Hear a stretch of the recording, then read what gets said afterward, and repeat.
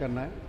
तो 5 डेज़ की एवरेज जो है 40 मिनट्स पर डे की, और उसमें फर्स्ट 5 मिनट्स नॉर्मल पेस पे वॉक करना है, जिसे कि हम अपना कैजुअल पेस कहते हैं, जिसे वार्म अप कहते हैं। उसके बाद लगभग 25-30 मिनट्स हमें ब्रिस्क वॉक करना है, जितने मैक्सिमम हम पेस जनरेट कर सकते हैं विदाउट टॉर्चरिंग आवरसेल्व्स, जिसे हम मेंटेनेंस फेज कहते हैं। उसके बाद अगेन 5 मिनट्स स्लो होके फिर हमें रुकना है, जिसे हम कूल ऑफ फेज कहते हैं। कूल ऑफ फेज इसलिए इम्पॉर्टेंट है क्योंकि जो एक्सरसाइज के टाइम पे हमारे बॉडी में हार्मोन्स रिलीज़ होते हैं, वो कूल ऑफ फेज में धीरे धीरे मेटाबोलाइज होते हैं, कम होते हैं, और उससे सडन पीक एक्सरसाइज के बाद रुकने पे जो सडन कार्डियक अरेस्ट का रिस्क है वो कम होता है। आप तो सभी जर्नलिस्ट हैं, आपने कुछ साल पहले 2 साल पहले सुना होगा कि दिवाली के टाइम पे सुखना पे वेटरन्स के लिए रेस हुई थी, और जो बंदा जीता था वो इमीडिएटली बाद में कोलैप्स कर गया था। वो यही रीज़न है कि आप मैक्सिमम एक्सरसाइज करते हैं और अपनी कैपेसिटी से ज़्यादा एक्सरसाइज करते हैं, उससे एक्स्ट्रा वो रिलीज़ होते हैं कैटेकोलामीन्स, जो वेंट्रिकुलर टेकिकार्डिया कर सकते हैं और कार्डियक अरेस्ट कर सकते हैं। उसके बाद एकदम रुक जाते हैं। तो एकदम रुकना नहीं है, उन हार्मोन्स को धीरे धीरे कूल ऑफ करना है by cool off phase, 5 minute slow होके उसके बाद रुकना है। दूसरा एस्पेक्ट है कि कम खाओ, ठीक खाओ, eat less, eat right, that is most important. एक तो लगभग ये माना जाता है वर्ल्ड ओवर कि सभी जगह हम लोग ज़रूरत से ज़्यादा खाते हैं, जो कि एक्स्ट्रा हम खाते हैं वही हमारी आर्टरीज़ की नाड़ियों में जम के हमें दिक्कत पैदा करता है। तो हमारे पुराने बुज़ुर्ग भी कहते थे कि एक रोटी की भूख रख के अपना खाना ख़त्म करो। तो जितना आप खा सकते हैं उससे लगभग 35 to 40% कम अगर हम खाते हैं तो हमारी सेहत के लिए अच्छा है। और उसमें ईट राइट मीन्स अच्छी क्वालिटी का फूड हमने खाना है, जिसमें कि बूफा पूफा फैट्स होती हैं, जिन्हें हम अच्छी फैट्स कहते हैं। जो ख़राब फैट्स हैं वो है सैचुरेटेड फैट्स, जो हमें घी मक्खन से, कोकोनट ऑयल, पाम ऑयल से मिलती है, रेड मीट से मिलती हैं। इसको एज़ फार एज अवॉइड करना है। ट्रांस फैटी एसिड्स अवॉइड करना है। बेकरी, कुकीज़, हॉट, ये आपका फास्ट फूड, पिकल्स, ये सारा अवॉइड करना। तली चीज़ें, deep fried articles as far as possible उसको अवॉइड करना है। थोड़े अमाउंट में एलमंड्स या वॉलनट नट्स 25-30 ग्राम्स बिना तले हुए, ज़्यादा से ज़्यादा रोस्ट कर सकते हैं, but as such raw nuts आपको लेने चाहिए, जो कि आपके हार्ट के लिए अच्छे हैं। It's a complete food. Nuts में हाई क्वालिटी प्रोटीन्स हैं, हाई क्वालिटी फैट्स हैं, मिनरल्स हैं, वाइटामिन्स हैं, एंटीऑक्सीडेंट्स हैं। So it's called a complete food. Nuts को कहते हैं हम tasty way to a hearty to a healthy heart. और जब मैं ये मैसेज आपको दिवाली से पहले दे रहा हूँ तो सबके लिए एक अच्छा मैसेज है, बट एक वर्ड ऑफ कॉशन भी साथ में है कि नट्स में पर ग्राम 10 कैलोरीज हैं। सो इसको अपने डाइट स्केड्यूल के अंदर एडजस्ट करने हैं। अगर आप 50 ग्राम खा रहे हैं तो 500 कैलोरीज खा रहे हैं, वही 2000 कैलोरीज जो आपकी डाइट है उसी में इसको एडजस्ट करना। अगर आप एक्स्ट्रा खाएंगे तो ये आपका वेट गेन होगा। और 2 to 3 times multi coloured fruits और वेजिटेबल्स जो है ये हार्ट के लिए बहुत मुफीद माने गए हैं। इसके अलावा स्ट्रेस कम करना, 4 तरीके हैं इसके। रेगुलर एक्सरसाइज, अपनी थॉट प्रोसेसेस को शेयर करना, लाफ्टर और योगा मेडिटेशन। ये 4 तरीक़ों से अपने स्ट्रेस को। नॉन वेज में हम मैक्सिमम जो है white meat 100-150 grams roasted, deep fried नहीं, वाइट मीट ले सकते हैं, चिकन फिश वगैरह। Red meat as far as possible avoid करना। सिमिलरली येलो ऑफ एग जो है उसको भी हमें अवॉइड करना है। एग में येलो अवॉइड करना है। White of egg up to 2 to 3 eggs per day हम ले सकते हैं। सर, जिनका ऑपरेशन हो चुका है, जिन पेशेंट्स का उनके स्टेंट चल गया है और उनको कुछ प्रेस्क्राइब होती है मेडिसिन जो लेनी होती है, ब्लड थिनर्स होते हैं, ब्रिलिंटा है, ऐसे कुछ मेडिकेशन हैं जो मैंडेटरी होती हैं? बिल्कुल। और ड्रग मेडिसिन्स जो हैं वो एक इंजन ऑयल का काम करती हैं स्टेंट और बाकी आर्टरीज़ में। सो रेगुलर मेडिकेशन लेना बहुत ज़रूरी है, उसको हमें बिल्कुल अवॉइड नहीं करना है। टाइम के साथ उनकी रिक्वायरमेंट कम होती है और टाइम टू टाइम हम एडजस्ट करते रहते हैं, इसलिए रेगुलर फॉलोअप भी उतना ही इम्पॉर्टेंट है। एक कार भी हमारी है तो उसका हर 10,000 के बाद हम सर्विस कराते हैं, दिखाते हैं। सिमिलरली अपने आप को चेक कराना उतना ही इम्पॉर्टेंट है। लगभग 6 मंथ्स में एक बार बुलाते हैं हम जो स्टेबल पेशेंट है, बट अगर कोई प्रॉब्लम हो तो उसे पहले आके दिखाना चाहिए, इग्नोर नहीं करना, क्योंकि हार्ट में सिम्टम्स बहुत लेट आते हैं। और सेकंड पार्ट जो आज हमने डिस्कस किया वो है कि क्या एडवांसमेंट्स हुई हैं 30 इयर्स में। बहुत एडवांसमेंट्स हुई हैं हार्ट के ट्रीटमेंट में। जब हमने 1994 में स्टार्ट करी थी, उस समय स्टेंट डिप्लॉय कर पाना को जो था उसको एक डिफ़ाइन किया जाता था सक्सेसफुल एंजियोप्लास्टी।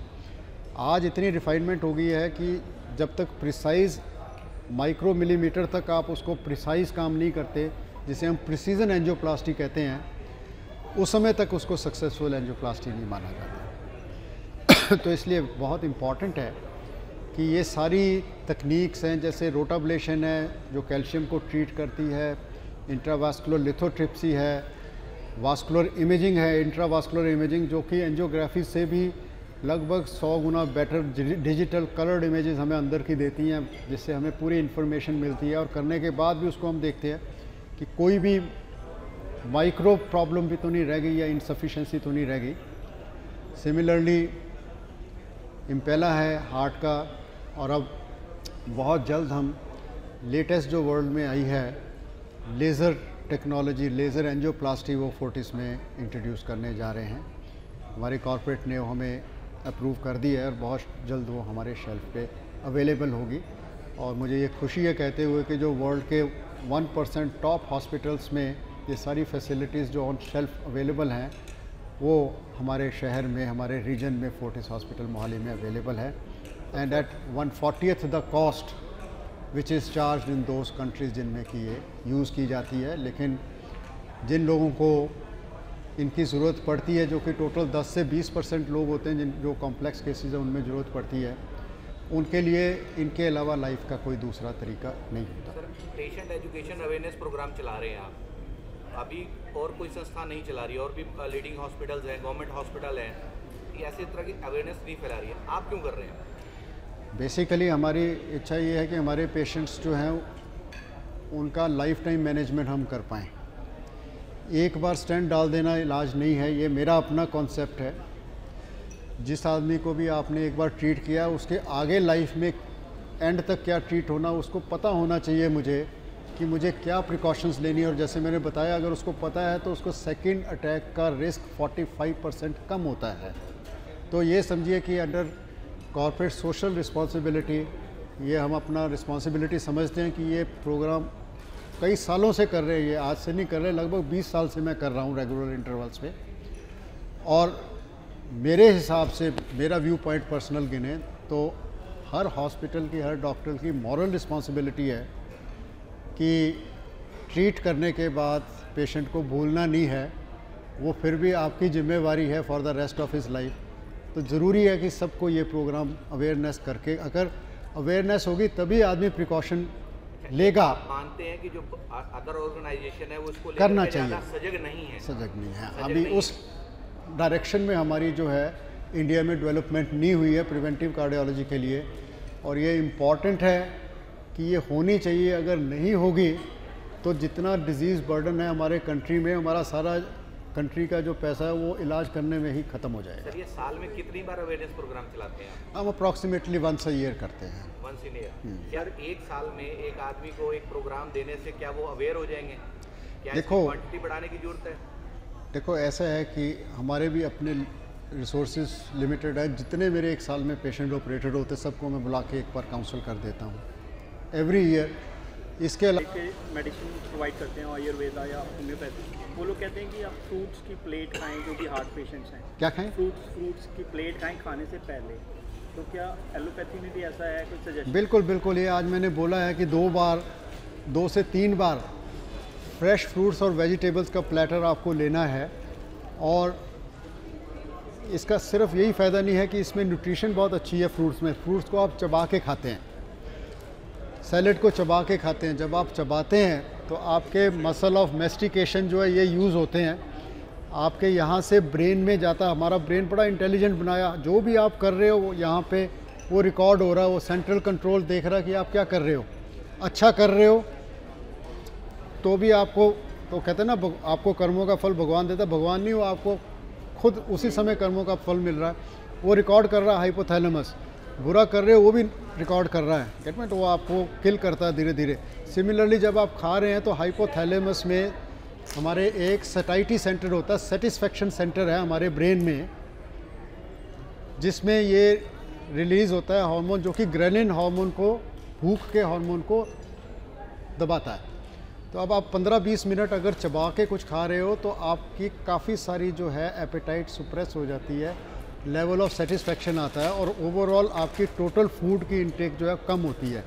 तो इसलिए रफेज खाओ, चबा के खाओ, खाना चबा के खाओ, ताकि आप कम खाओ और वाइज फूड खाओ। सर पिछले दिनों में यंगस्टर्स में बढ़ी है हार्ट अटैक। 12+2 का लड़का एक हार्ट अटैक से डेथ हुई है अभी। ऐसे ही एक यंग एक्टर की भी हुई है 47 की एज में। तो ऐसे बहुत सारे केसेस हैं जो यंगस्टर्स में बढ़ गए। ये कोरोना के बाद हुआ है, ऐसा कुछ हो रहा है कि उससे कुछ वेस्कुलर हमारे डैमेज हुए हैं, ऐसा कुछ तो नहीं है? इसके मल्टीपल फैक्टर्स हैं। ऑफ कोर्स कोविड एक फैक्टर है। कोविड के बाद यंग हार्ट अटैक्स और यंग डेथ्स ज़्यादा नोटिस करने में को मिली हैं, जिसमें कोई डाउट नहीं है। और इसमें हमारी फोर्टिस हॉस्पिटल की साइट पे पूरी जानकारी है, जो कि अभी यहाँ पे कवर करनी मुश्किल है, कि कोविड ने किन किन ऑर्गन्स पे इफ़ेक्ट किया। और लंग्स के बाद सबसे ज़्यादा हार्ट पे इफ़ेक्ट आया है कोविड का। उसके अलावा जो यंगस्टर्स में हो रहा है, एक तो जेनेटिकली हमारे इंडियंस में हार्ट अटैक लगभग 10 साल पहले आता है। यानी अगर उनका 50 साल पे पहला हार्ट अटैक आता हो तो इंडियन को 40 ईयर्स पे होगा।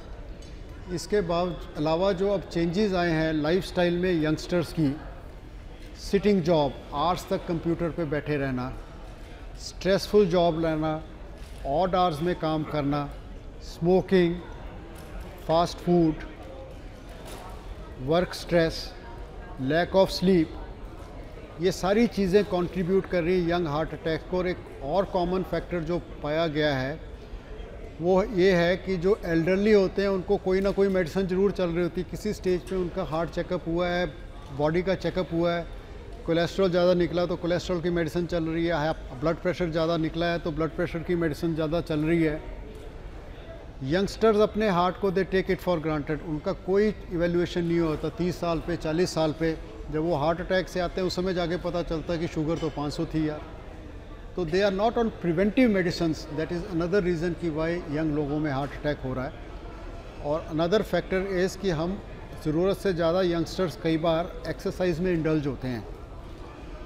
एक्सेसिव ट्रेडमिल किया, रिसेंटली सेलिब्रिटीज़ में भी आपने सुना होगा कि ट्रेडमिल पे हार्ट अटैक हो गया। उसका रीज़न यही होता है कि हम अपनी कैपेसिटी से ज़्यादा एक्सरसाइज करते हैं तो स्पॉन्टेनियस कॉर्नरी आर्टरी डिसेक्शन एक कंडीशन होती है जो कि हार्ट उस आर्टरी में भी अटैक कर सकती है जिसमें कि फ़ैट नहीं भी जमी हुई। नॉर्मली हम मानते हैं 99% कि फ़ैट जमी हो तभी अटैक होता है, बट प्लाक के बिना भी उनमें स्कैड हो सकता है, स्पॉन्टेनियस कॉर्नरी आर्टरी डिसेक्शन। तो सब्सटेंस यूज़ भी एक ऐसी चीज़ है जिससे कि यंगस्टर्स में हार्ट अटैक हो रहा है। ये भी स्पॉन्टेनियस कॉर्नरी आर्टरी डिसेक्शन करता है। और ख़ास करके हमारे अपर नॉर्थ इंडिया में पंजाब, हरियाणा, हिमाचल सभी जगह अब जो है ड्रग अब्यूज़ और ये सब्सटेंस अब्यूज़ की प्रॉब्लम आ गई है, मैरिजुआना एंड अदर्स। ये इस्टेब्लिश्ड फैक्ट्स हैं कि ये हार्ट डिजीज़ करते हैं। तो मेरे नौजवानों को ये राय है कि इन सारी चीज़ों से बचो और अभी से एक हेल्दी लाइफस्टाइल की तरफ स्टार्ट लो, तभी ये लाइफ लंबी हो पाएगी। Covid injection